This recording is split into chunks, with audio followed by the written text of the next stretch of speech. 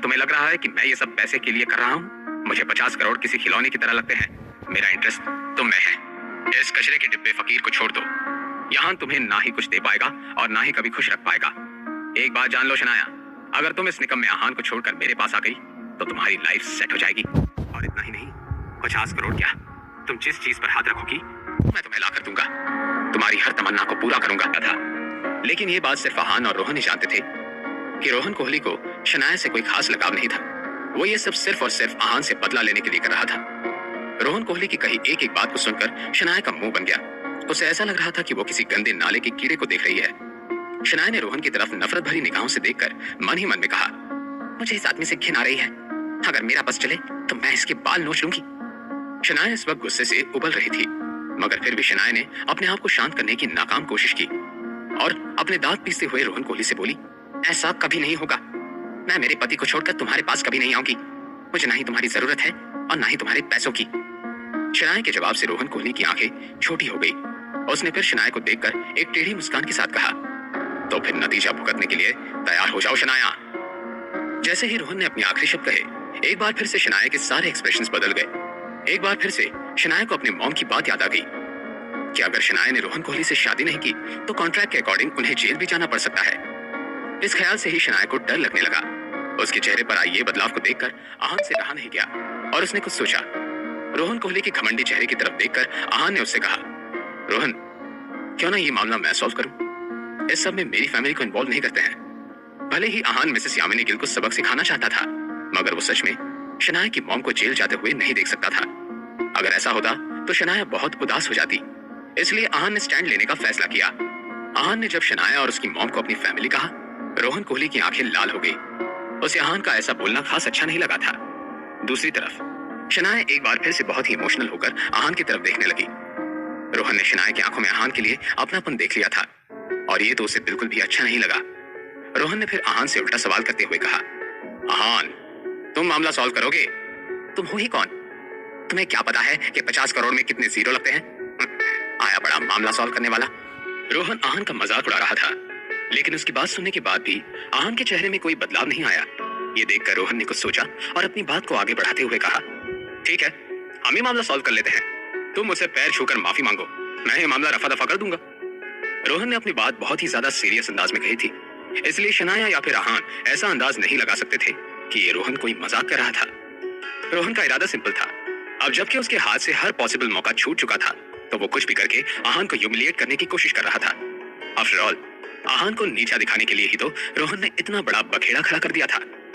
लेकिन जब शनाया ने उसकी कही ये बात सुनी, उसने आव देखा ना ताव सीधे सीधे रोहन कोहली से कहा, रोहन कोहली, तुम अपनी हद से आगे बढ़ रहे हो, जरा तमीज से पेश आओ। शनाया के शब्दों में उसका गुस्सा साफ साफ झलक रहा था। वो अब आहान के खिलाफ किसी से भी कुछ नहीं सुनना चाहती थी। अगर रोहन कोहली अब आहान के अगेंस्ट कुछ कहता तो शनाया एक बार के लिए अपनी मॉम को भी भूल जाती। लेकिन अब रोहन अपने होश खो बैठा था। बदले की आग में वो किसी भी हद तक जाने के लिए तैयार था। रोहन ने बिना कुछ सोचे समझे शनाया को डराने की कोशिश की। क्या मुझ में तमीज नहीं है? शनाया, तुम्हारी मॉम की जेल में जिंदगी गुजरने के बदले मैंने तो कुछ ज्यादा नहीं मांगा है। मैं तो बस ये कह रहा हूँ कि आहान मेरे पैर छूकर माफी मांग ले। अब इसमें हद पार करने जैसा क्या है? रोहन ने शनाया से अपनी बात को एक्सप्लेन करते हुए कहा। शनाया रोहन कोहली की बेशर्मी को देखकर दंग रह गई थी। वो तो किसी भी चीज से डर नहीं रहा था। जब रोहन कोहली ने देखा कि आहान बहुत ही शांत खड़ा था, तो उसने कहा, तुम निगम में घर जमाई, क्या तुम्हारे अंदर इतनी अकड़ है? क्या अपनी सासू माँ की जिंदगी बचाने के लिए तुम मेरे पैर नहीं छू सकते? लानत है ऐसे दामाद पर। अब मेरी समझ में आ रहा है कि मिसेस यामिनी गिल पर अपनी ही बेटी को बेचने तक की नौबत क्यों आ गई। उन्होंने सोचा होगा कि शनाया के लिए तुमसे ज्यादा और बुरा कौन हो सकता है। अपने आखिरी शब्द कहते हुए रोहन कोहली अकेला ही हंसने लगा। लेकिन ये सब होने के बावजूद भी आहान के चेहरे पर एक हल्की सी स्माइल थी। ये देखकर रोहन कोहली की हंसी गायब हो गई। आहान ने फिर रोहन कोहली से कहा, रोहन, क्या तुम्हें याद है कि कुछ दिनों पहले रूपल के घर पे मैंने तुम्हें किस तरह सबक सिखाया था? जैसे ही आहान ने रूपल के घर का जिक्र किया, शनाया की आंखें खुली की खुली रह गई। उसे ये बात सुनकर अजीब सा लगा। शनाया ने आहान की कही बात के बारे में सोचते हुए मन ही मन में कहा, क्या रूपल के घर पर? मतलब जब मैं और आहान वहां रहने गए थे तब? लेकिन रोहन कोहली तो मॉम की वजह से हमारी लाइफ में आया है ना। अब मेरी समझ में आ रहा है कि ये सब क्यों हो रहा है। कि रोहन कोहली नाम का बिगड़ा हुआ अमीर आहान और रूपल से बदला लेने के लिए ये सब कर रहा है। अब तो मुझे इस पर पहले से ज्यादा गुस्सा आ रहा है। शनाया का अंदाजा बिल्कुल सही था। अब शनाया की नजरों से रोहन और भी ज्यादा गिर गया था। जैसे ही आहान ने उस दिन रूपल के घर पर जो भी हुआ था उस बात को मेंशन किया, रोहन कोहली का चेहरा काला पड़ गया। आफ्टर ऑल ये सब कुछ उस दिन की वजह से ही तो हो रहा था। रोहन को एक बार फिर से अपनी बेइज्जती याद आ गई। आहान ने उसकी कैसे पिटाई की थी, कैसे रूपल की आंखों में रोहन के लिए डिसरेस्पेक्ट थी, और कैसे आहान ने रोहन को यह बताया था कि वो उसकी फियांसे का फायदा उठा रहा था। ये सब याद करने के बाद रोहन कोहली के सीने में जलन पैदा हो गई। वैसे इस पॉइंट पर जल तो कुछ और भी रहा था, कमेंट सेक्शन। इस वक्त कमेंट सेक्शन में आग लगी पड़ी थी। आहान और शनाया तो लाइव स्ट्रीमिंग के बारे में जानते ही नहीं थे, मगर रोहन जब उसने देखा कि शनाया ने खुद आहान को किस किया था, तब वो अपने होश खो बैठा और ये भी भूल गया कि उसने खुद ही रिपोर्टर्स को यहाँ इनवाइट करके इस डेट को लाइव स्ट्रीम करने के लिए पैसे दिए थे। जब लोगों के सामने रोहन कोहली की असली सच्चाई सामने आ गई तो वो सब नाराज हो गए। उन सब की नाराजगी इस वक्त कमेंट सेक्शन में दिख रही थी। व्हाट द हेल, ये अमीर लोग तो किसी भी हद तक जा सकते हैं। क्या सच में इस रोहन कोहली ने हमारी शनाया को 50 करोड़ रुपए देकर खरीदने की कोशिश की थी? क्या उसके अंदर अभी भी इंसानियत जिंदा है? नालायक कहीं का। किसी लड़के ने गुस्से भरे इमोजीज के साथ कमेंट करते हुए कहा। किसी और ने लिखा, लानत है इस रोहन कोहली पर।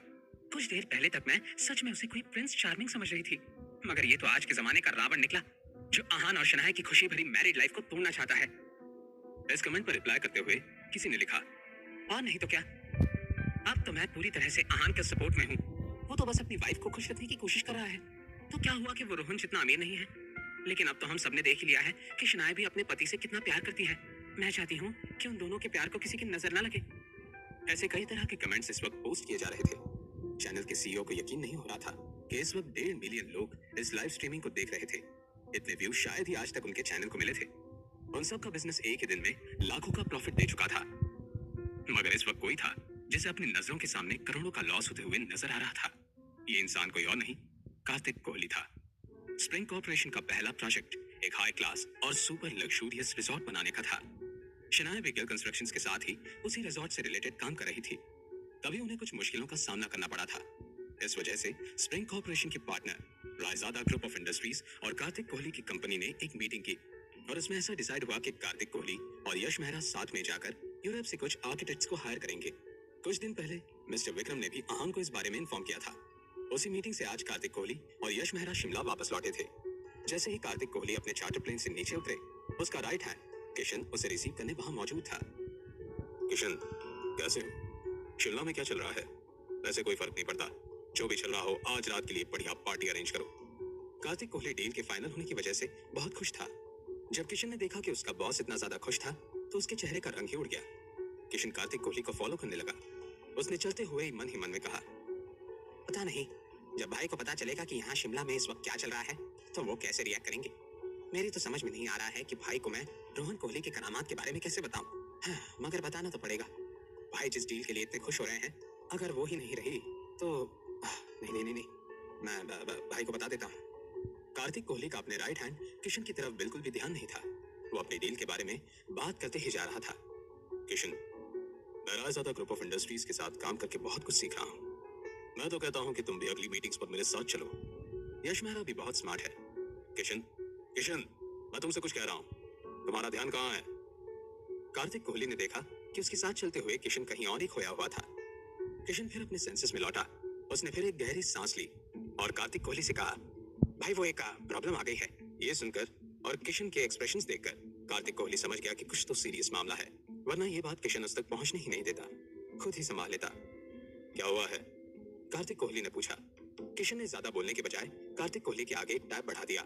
उसमें इस वीडियो को प्ले किया जा रहा था। यह वीडियो शनाया गिल की लाइव डेट के हाइलाइट्स का था। उस वीडियो में रोहन कोहली और शनाया गिल को देखने तक कार्तिक कोहली रिलैक्स था। उसे लगा कि उसके भतीजे ने कोई मस्ती की होगी और इस बात का कार्तिक कोहली को कोई टेंशन नहीं था। लेकिन अगले ही पल स्क्रीन पर उसने एक जाना पहचाना चेहरा देखा, जिसे देखने के बाद कार्तिक कोहली के पैरों तले जमीन ही सरक गई। अगले ही पल उसके माथे पर एक परत बन गई। कार्तिक कोहली ने बड़ी बड़ी आंखों में घबराहट लिए एक ही नाम लिया, आहान रायजादा। कार्तिक कोहली अब क्या करने वाला था?